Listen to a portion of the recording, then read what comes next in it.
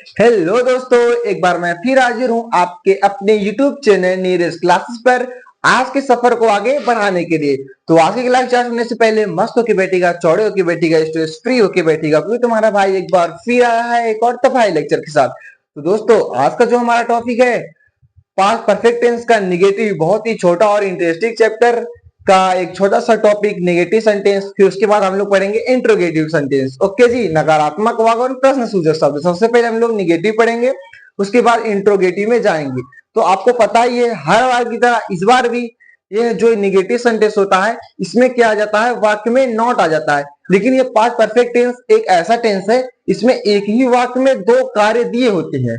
एक तो दो तरह के होंगे, या तो एक ही कार्य होगा या तो दो कार्य होगा।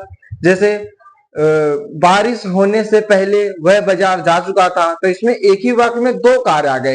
एक तो वह बाजार जा चुका था, दूसरा बारिश होने से पहले। ये तो हमारा अफर्मेटिव हो गया। लेकिन नेगेटिव में क्या होगा, इसमें नहीं शब्द आ जाएगा। जैसे बारिश होने से पहले वह बाजार नहीं जा चुका था, तो ये हमारा क्या होगा, निगेटिव हो गया। ओके जी, तो इसी को फुल कॉन्सेप्ट और फुल तबाही लेक्चर के साथ एकदम केयरफुली होके सुनिएगा, समझिएगा। ज्यादा कुछ चेंजेस नहीं होता है, बस छोटे छोटे चेंजेस होते हैं। तो चलिए देखते हैं, शुरू करते हैं। देखिए, निगेटिव सेंटेंस जो हमारा होता है, नकारात्मक वाक्य, इसका जो हमारा अनुवाद है, अनुवाद के नियम से है, रूल्स क्या है वो देखिए। पहले देखिए, यदि वाक्य अगर निगेटिव हो तो नहीं के लिए हम लोग क्या लिखेंगे, नॉट लिखेंगे। और कभी नहीं के लिए नेवर का प्रयोग करते हैं, ये तो आपको पता ही है। लेकिन इसमें क्या कह रहा है कि सहायक क्रिया के बाद लिखेंगे, मतलब जो हमारा हेल्पिंग वर्ब रहेगा उसके तुरंत बाद नॉट लगाएंगे। ओके जी, यहां तक हो गया। अब देखिए, यदि वाक्य में दो कार्य होंगे, दो कार्य दिए होंगे, जो कार्य बाद में हुआ है उसे प्रेजेंट इंडेफिनिट टेंस के पास्ट इंडेफिनिट टेंस के नकारात्मक वाक्य की तरह भी किया जा सकता है, जिसमें डिड नॉट लगाते थे और हम लोग वर्ब का फर्स्ट फॉर्म लिखते थे। आप ऐसे भी कर सकते हैं या सेकंड फॉर्म भी लगा सकते हैं। ओके जी, लेकिन देखिए, अब इसमें हमको ये बताना था आपको। इसमें देखिए कह रहा है, इसमें क्या आते हैं, दो वाक्य आते हैं। मैंने आपको इससे पहले ही बताया, जो हमारे दो वाक्य होते हैं,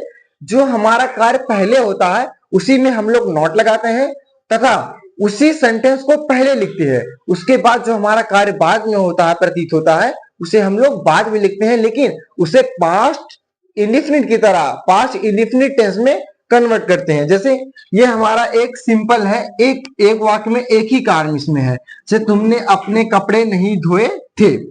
ओके जी, इसमें हमारा क्या है, एक ही काम है। लेकिन अभी मैं यहाँ पे ऐसे लिख दूं कि बारिश होने से पहले वह नहीं जा चुका था। दूसरा वाक्य पहले से हम लोग कर लेते हैं। ओके जी, तो देखिए, तुमने अपने कपड़े नहीं धोए थे, तो सबसे पहले हम लोग तुमने की स्पेलिंग मतलब यू लिखेंगे सब्जेक्ट के अनुसार। ये हमारा स्ट्रक्चर है, subject plus has plus not, verb का third form, object plus other verb. ये हमारा पास्ट परफेक्ट टेंस का मेन मतलब स्ट्रक्चर होता है, जिसमें एक कार्य दिए हो। लेकिन जब हमारा दो कार्य एक ही वाक्य में होता है तो इसका स्ट्रक्चर अलग हो जाता है। अलग क्या होता है, यही सेम रहता है, बस इसमें क्या हो जाता है, देखिए यहाँ भी देखिए, सब्जेक्ट प्लस वर्ब का थर्ड फॉर्म, मतलब पास्ट इंडेफिनिट टेंस आ जाता है। यहाँ तक तो हमारा देखिए यही है। लेकिन यहाँ पे बिफोर आफ्टर लग गया, क्योंकि इसमें आफ्टर पहले और बाद में शब्द आते हैं, तो उसके लिए हम लोग बिफोर या आफ्टर का यूज करते हैं। फिर सब्जेक्ट प्लस वर्ब का सेकंड फॉर्म, मतलब पास्ट इंडेफिनिट की तरह उसे करते हैं। ओके जी, अब देखते हैं इसका। ये देखिए, तो इसका ट्रांसलेट करिए। पहले देखिए, तुमने अपने कपड़े नहीं धोए थे, तो सबसे पहले सब्जेक्ट हमारा क्या हो गया, तुम मतलब यू, मतलब तुम या तुमने, तो सब्जेक्ट हो गया। उसके बाद पास्ट परफेक्ट टेंस में कोई भी टेंस हो उसमें हम लोग हेड लगाते हैं, क्योंकि इसमें एक ही सहायक क्रिया है, चाहे वो एक वचन करता हो चाहे वो बहुवचन करता हो, सबके साथ हेड ही लगाएंगे। उसके बाद नहीं के लिए हम लोग क्या लगाते हैं, नॉट लगाते हैं। इधर देखिए, तो नहीं के लिए हमारा क्या हो जाएगा, यू हैड नॉट। अब क्रिया कौन सी कर रहा है, धोने की, तो धोने का क्या होता है, वाश, वाश होता है। लेकिन थर्ड फॉर्म में लगाना है तो क्या हो जाएगा, वास्ट। ही यू हैड नॉट वाश्ड अपने क्लॉथ्स का मतलब हो जाएगा our clothes, our cloth, CLOTHTS। Okay जी, you had not washed our clothes. I hope कि आपको आंसर समझ में आ गया होगा। अब दूसरा जो हमारा है उसे देखते हैं। दूसरा जिसमें एक ही वाक्य में दो शब्द आते हैं, एक बार उसे भी देख लीजिए। ओके जी, फिर उसके बाद हम लोग इंट्रोगेटिव की ओर प्रस्थान करेंगे। समझ रहे हो। इधर देखिए,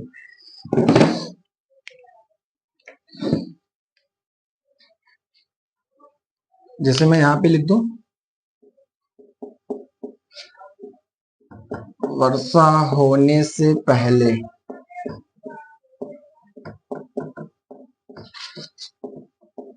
तुम बाजार नहीं जा चुके थे।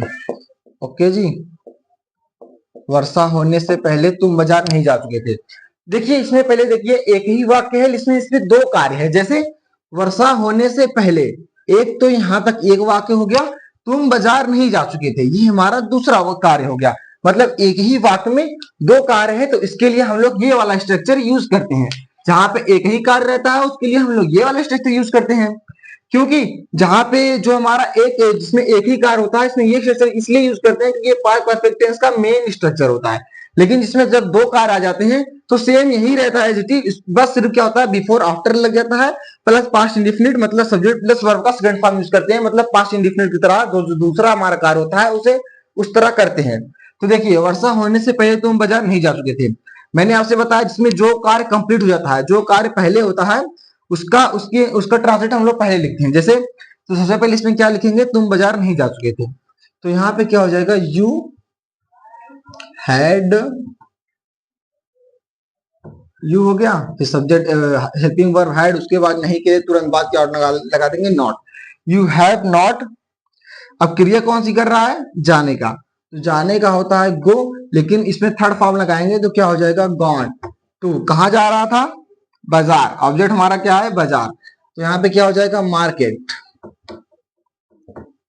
अब देखिए बिफोर मतलब होता है पहले, आफ्टर मतलब बाद में, तो इसमें क्या है, पहले, तो क्या यहाँ पे क्या हो जाएगा, बिफोर,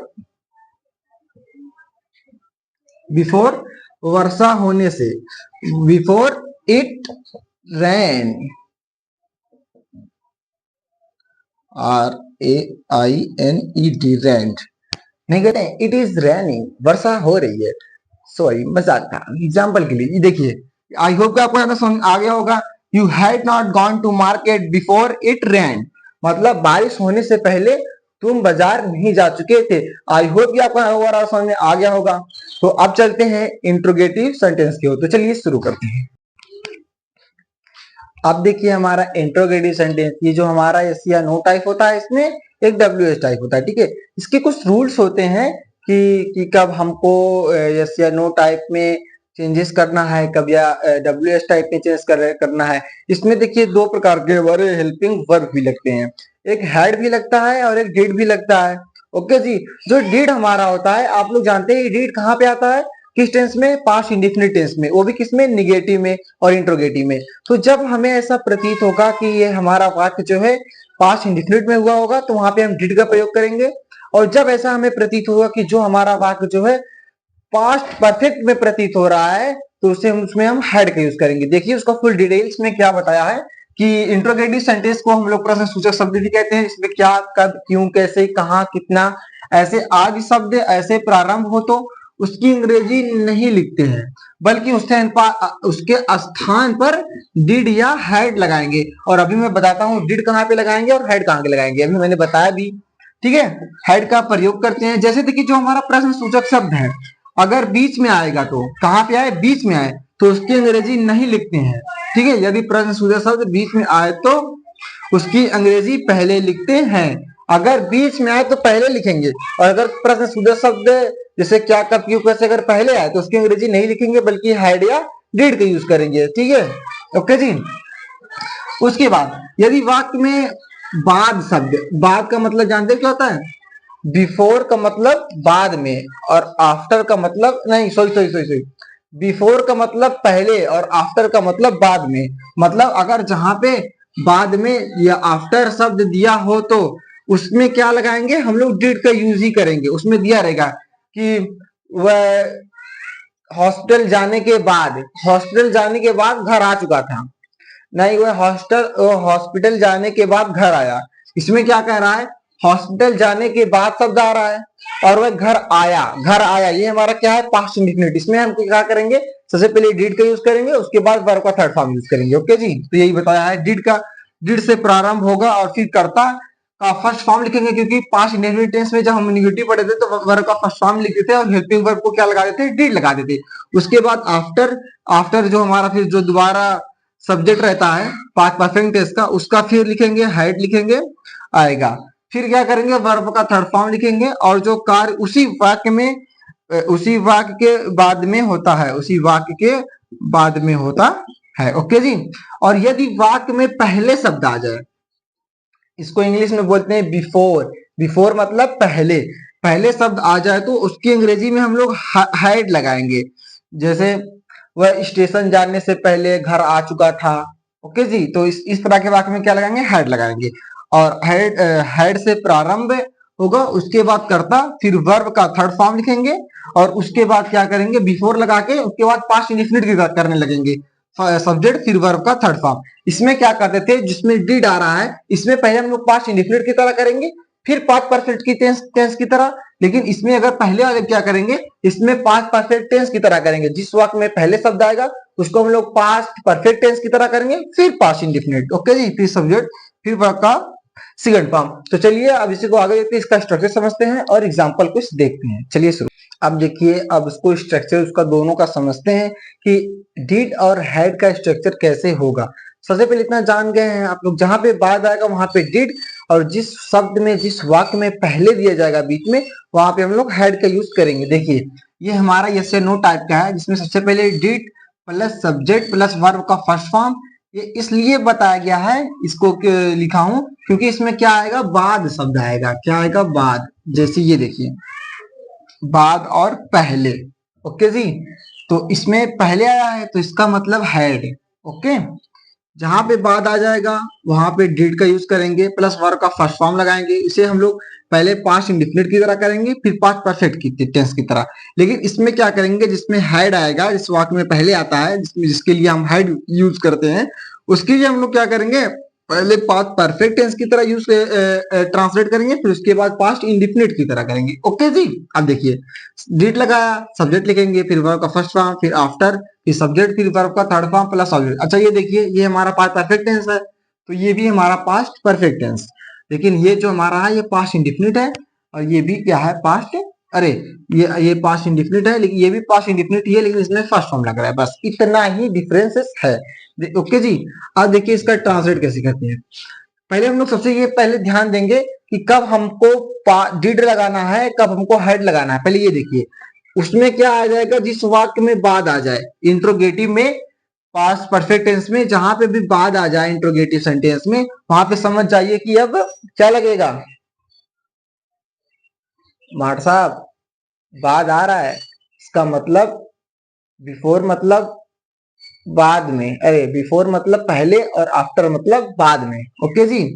मतलब आफ्टर शब्द आएगा। ओके जी। तो हम लोग क्या लगाएंगे, बाद के लिए आफ्टर लिखेंगे, तो इसका यूज करेंगे। लेकिन जहां पे देखेंगे जिस वाक्य में पहले शब्द आ रहा है, तो उसके लिए हम हैड का यूज करेंगे, प्लस उसको पास्ट परफेक्ट टेंस की तरह पहले करेंगे, फिर पास्ट इंडेफिनिट करेंगे। लेकिन इसमें पास्ट इंडेफिनिट करेंगे, लेकिन वर्ब का फर्स्ट फॉर्म लगाने के बाद पास्ट परफेक्ट टेंस की तरह कन्वर्ट करेंगे। अब देखिए, जैसे क्या अध्यापक के आने के बाद वह चला गया था, क्या अध्यापक के आने के बाद वह चला गया था, तो ये हमारा क्या हो गया, वह चला गया था। तो सबसे पहले कार्य ये हो रहा है, हमने आपको बहुत बार बताया, जो कार्य पहले होगा उसे हम लोग पहले लिखते हैं। तो ये जो हमारा क्या कह रहा है कि वह चला गया था, तो हम लोग क्या लिखेंगे, क्या शब्द की अंग्रेजी वाट ना लिख करके बल्कि कर्ता के अनुसार क्या लगाएंगे, डिड। ओके जी। उसके बाद क्या क्या क्या लिखेंगे, डिड हो गया। उसके बाद हमारा क्या रहेगा, सब्जेक्ट। सब्जेक्ट हमारा क्या था, ही, तो यहाँ पे क्या हो जाएगा, ही। उसके बाद क्या रहा है, वर्ब का फर्स्ट फॉर्म, क्या कर रहा है, क्रिया कौन सी कर रहा है, जाने की, गया था, तो क्या हो जाएगा, डिड ही गो आफ्टर, अरे हाँ आफ्टर बाद में, तो यहाँ पे क्या हो जाएगा, आफ्टर। इसको देखते रहेंगे सीक्वेंस में। सबसे पहले हमने डिड लिखा, फिर सब्जेक्ट हमारा ही था तो ही लिखा, क्योंकि जो कार्य पहले होता है उससे हम लोग पहले करते हैं। आफ्टर हो गया, यहां तक हो गया। फिर उसके बाद क्या रहा है, सब्जेक्ट फिर से लिखो। सब्जेक्ट क्या है, द टीचर, क्योंकि देखिए वह चला गया था, तो डिड ही गो, यहां तक हो गया, वह चला गया था। बाद के लिए हमने आफ्टर शब्द लगाया। अब जो दूसरा वाक्य हमारा बाद में जो कार्य हो रहा है उसे हम लिखेंगे, अध्यापक के आने के बाद, अध्यापक के आने, तो क्या हो जाएगा, द टीचर द टीचर आने का थर्ड फॉर्म लिखेंगे। टीचर हमारा सब आफ्टर हमने यहां तक लिख दिया था आफ्टर। उसके बाद सब्जेक्ट हमारा दूसरे कार्य के लिए सब्जेक्ट हमारा टीचर था, मतलब अध्यापक। उसके बाद कह रहा वर्ग का फर्स्ट फॉर्म लिखिए। क्या कर रहा था, आने का होता है कम, और सेकंड फॉर्म केम होता है, थर्ड फॉर्म भी कम ही होता है। तो हम लोग क्या लिखेंगे, come. The teacher come, full stop नहीं, क्वेश्चन वर्ड लगाएंगे क्योंकि हमारा इंटरोगेटिव सेंटेंस है। आई होप आपको आधा समझ आ कर रहा होगा। अब देखिए, अब देखिए, क्या आपके आने से पहले वह खाना खा चुका था, भूख ज्यादा लगा था उसको। इधर देखिए, मजाक था। इधर देखिए, वह खाना खा चुका था। तो सबसे पहले हमारा कौन सा कार्य हो रहा है, खाना खाने का, कि वह खाना खा चुका था उसके आने से, आपके आने से पहले। तो हम लोग क्या सबके अंग्रेजी वर्ड ना लिख करके बल्कि कर्ता के अनुसार क्या लगाएंगे, हैड लगाएंगे।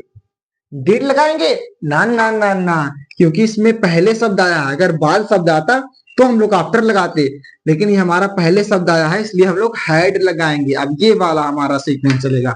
तो हैड हो गया। उसके बाद क्या कर रहा था, उसके बाद क्या कर रहा, सब्जेक्ट लिखिए। सब्जेक्ट हमारा क्या हो गया, ही। क्रिया कौन सी कर रहा था, खाने का। तो खाने का होता है ईट, लेकिन थर्ड फॉर्म होता है ईटेन। ईटेन क्या खा रहा था, खाना। ओके जी, तो यहाँ पे क्या हो जाएगा, फूड। उसके बाद हम लोग क्या लगाएंगे, सबसे पहले हाइड लिख दिया, फिर हमने सब्जेक्ट ही लिख दिया। क्रिया कौन सी कर रहा था, वर्ब का थर्ड फॉर्म। ईट का खाना लिख दिया, खाने का लिख दिया ईट। फिर उसके बाद हमने बिफोर लगाया पहले के लिए, अरे सॉरी, ईट एंड फूड लिखा। फिर उसके बाद पहले के लिए क्या लिखेंगे, बिफोर। यहाँ पे क्या हो गया, बिफोर। ओके जी, अब यहाँ तक हमारा वाक्य ये कंप्लीट हो गया, बिफोर। किसके आने के पहले, आपके आने से पहले। तो क्या हो जाएगा, यू। सेकेंड फॉर्म आने का, सब्जेक्ट हो गया। क्रिया कौन सी कर रहा था, आने का, आपके अंग्रेजी का हो गया यू। अब इसका क्रिया कौन सा कर रहा था, पार्टिसिपेट कर रहा, कम। आने का, आने का होता है कम, लेकिन ये हमारा सेकंड फॉर्म लगेगा तो हो जाएगा केम, यू केम। आई होप कि आपको ओवरऑल समझ में आ गया हो। यहाँ तक समझ में आज वीडियो को लाइक कर दीजिएगा, चैनल पे नहीं हो तो चैनल को सब्सक्राइब कीजिएगा, और अपने दोस्तों के पास ये जरूर कीजिएगा ऐसे ही खतरनाक इजी कॉन्सेप्ट को के साथ, क्योंकि हम लोग बड़े से बड़े चीज को भी बहुत छोटा बना के आपको बताते हैं। तो इसी के लिए मैं मिलता हूँ, मैं चलता हूँ एक और तबाही लेक्चर की तैयारी में। और तब तक के लिए आप मस्त होके बैठिएगा, चौड़े होके बैठिएगा, स्ट्रेस फ्री होके बैठिएगा, क्योंकि तुम्हारा भाई कल फ्री रहेगा एक और तबाही लेक्चर के साथ। तो ऐसे ही पढ़ते रहे, आगे बढ़ते रहे। Thank you.